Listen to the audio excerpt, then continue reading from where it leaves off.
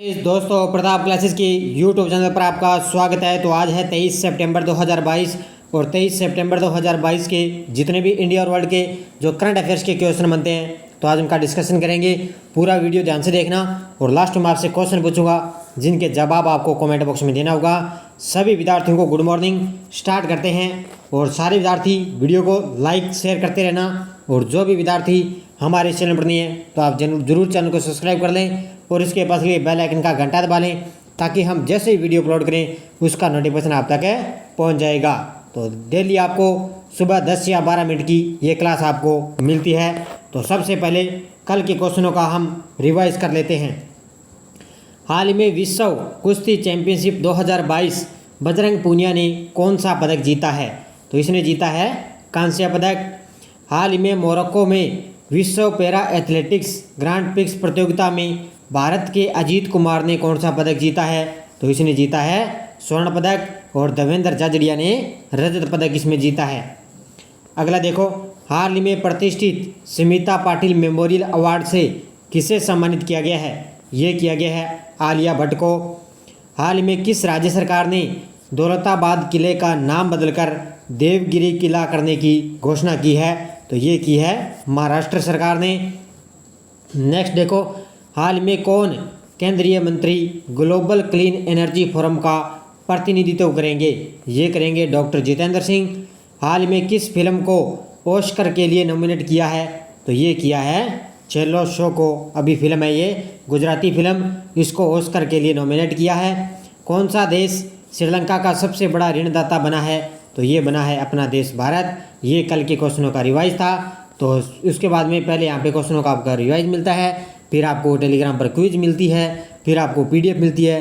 तो 24 घंटों में आपको 4 से 5 बार आपको रिवाइज हो जाते हैं। तो अब आपको पता है सीईटी जो लागू हो चुका है उसमें आपके लिए क्या है, India current, Rajasthan current, syllabus बहुत बड़ा है, उसमें इंडिया करंट भी जोड़ दिया है। तो इंडिया करंट हमारे ज़रूरी है। जो छोटी सी क्लास आपको डेली मिलती है तो लगातार ये क्लास आप सुबह 6:30 पर बने रहिए। तो स्टार्ट करते हैं आज की क्लास। पहला क्वेश्चन देखिए, हाल ही में चेन्नई ओपन 2022 का खिताब किसने जीता है? हाल ही में चेन्नई ओपन 2022 का खिताब किसने जीता है? ये जीता है लिंडा फ्रुहेविटोरवा ने। किसने जीता है?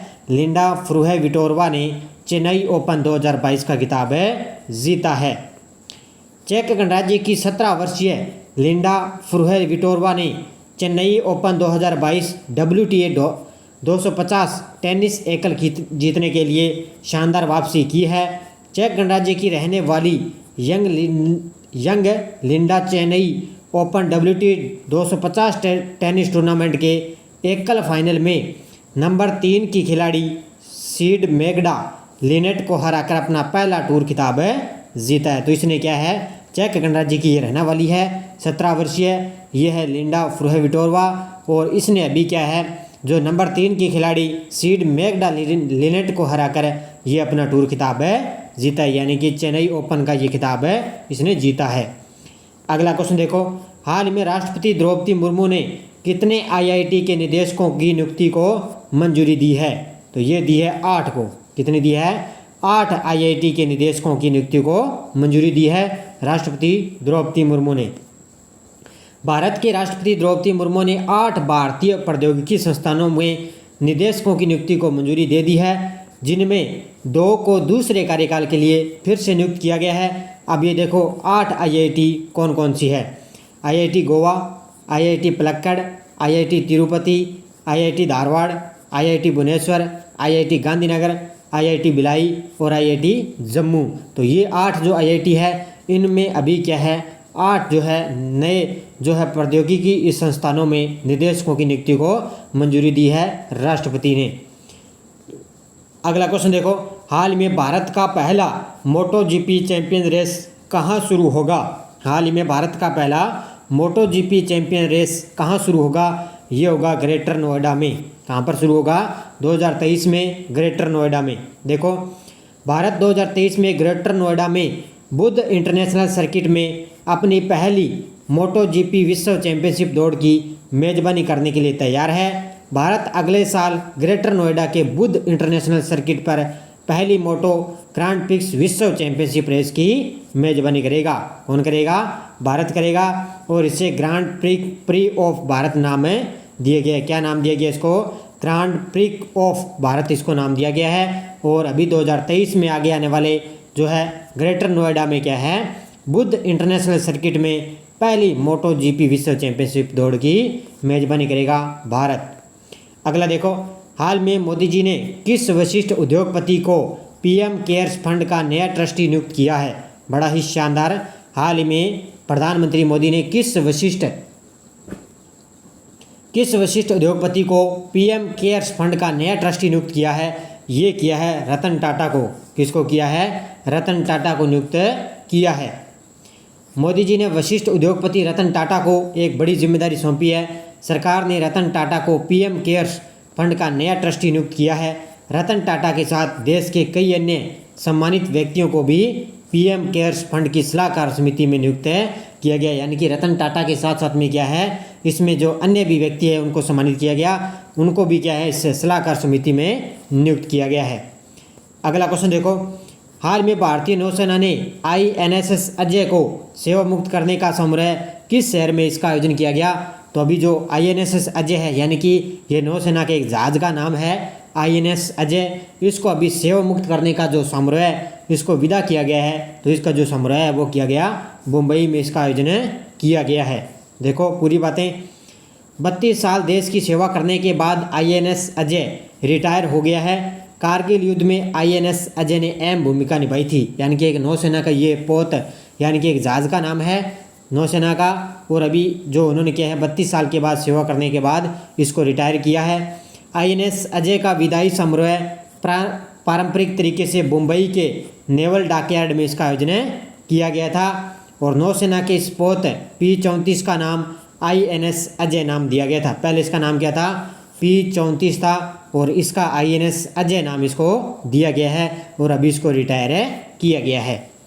अगला क्वेश्चन देखो, हाल में किस राज्य के स्कूलों में नो बैग डे जल्द शुरू होगा? हाल ही में किस राज्य के स्कूलों में नो बैग डे जल्द शुरू होगा? ये होगा बिहार में। किस राज्य में होगा? बिहार राज्य में।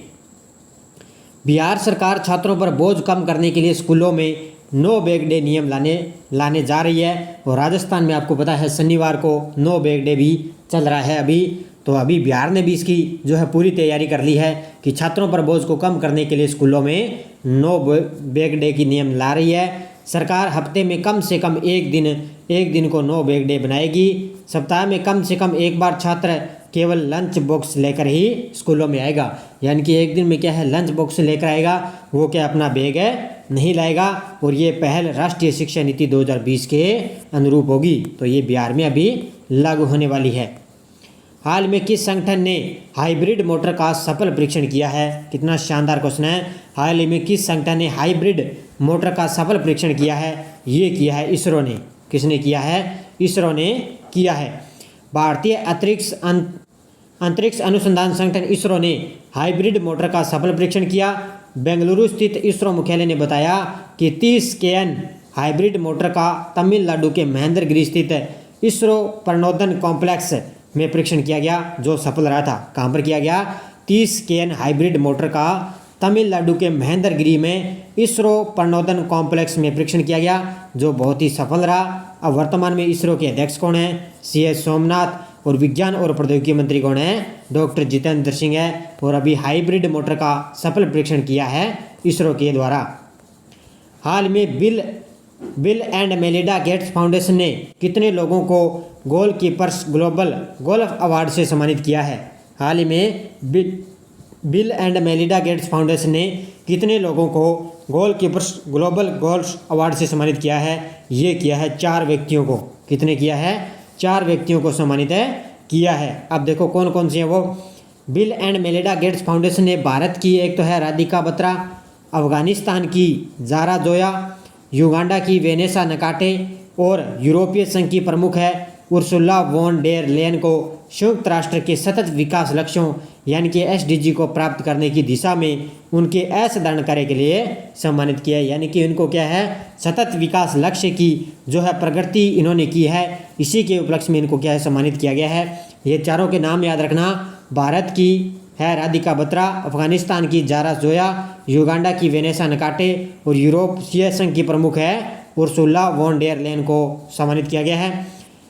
अब ये पुरस्कार क्यों दिया जाता है? क्योंकि सतत विकास लक्ष्यों को प्राप्त करने की दिशा में वैश्विक स्तर पर प्रगति की हो, जिसने क्या है लक्ष्य को सतत विकास लक्ष्य को प्राप्त करने की दिशा में वैश्विक स्तर पर प्रगति की हो, उनको ये सम्मानित है किया जाता है।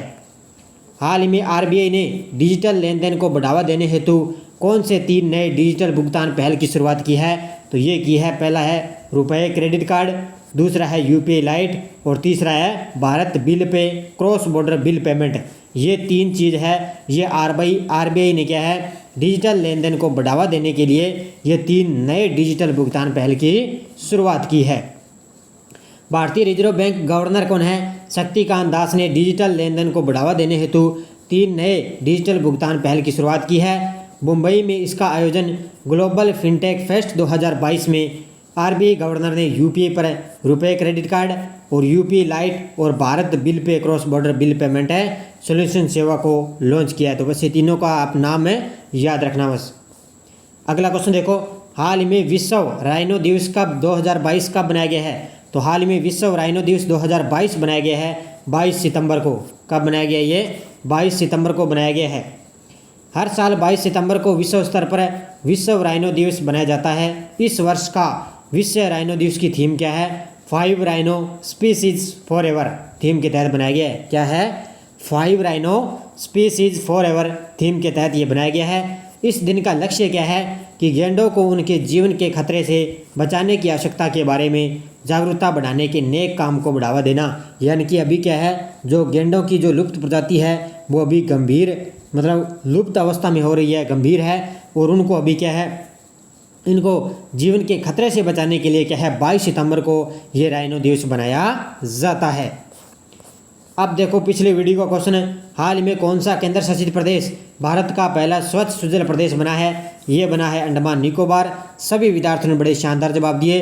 और एक ध्यान रखना, सीईटी जो लागू हुई है और वो ध्यान रखना, उसमें आपको सिलेबस और पूरा डाटा आपको पीडीएफ मिल चुकी है, आपने पढ़ भी लिया होगा।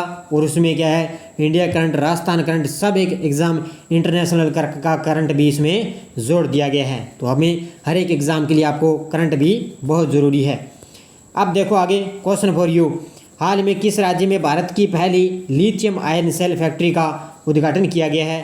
तेलंगाना, छत्तीसगढ़, आंध्र प्रदेश, तमिलनाडु। इसका जवाब आपको कमेंट बॉक्स में देना है। और अब देखो यश डोज हमारी क्या थी?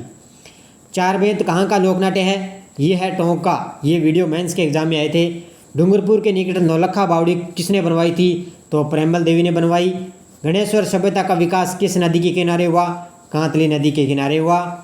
इजलास खास की स्थापना किसने की? ये ध्यान रखना, महाराणा सज्जन सिंह ने की थी।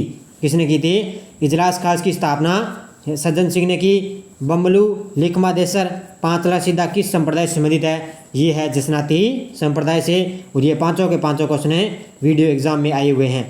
अब देखो नेक्स्ट डोज क्या है? उषा मस्जिद कहाँ स्थित है? बताना है आपको कौन से जिले में उषा मस्जिद स्थित है। राजस्थान में राज्य की प्रथम वन नीति किस वर्ष में घोषित की गई? लेवा तालाब नामक वर्षा जल संग्रहण संरचना किस जिले में स्थित है? कौन सा वन क्षेत्र उड़न गिलहरी के लिए प्रसिद्ध है? और थारपारकर किस पशु की नस्ल है? क्या है? थारपारकर किस पशु की नस्ल है? इन पांचों के जवाब आपको कमेंट बॉक्स में देना है। जाते जाते वीडियो को लाइक शेयर कर देना और निरंतर आपको पढ़ाई में लगे रहना है, क्योंकि हर एक एग्ज़ाम के लिए और 2022 आपके लिए भर्तियों का सुनहरा मौका है। और सीईटी अब लागू हो चुकी है, तो सीईटी के लिए आपको पता है इसका मतलब ये है कि अब आपको निरंतर पढ़ना पड़ेगा।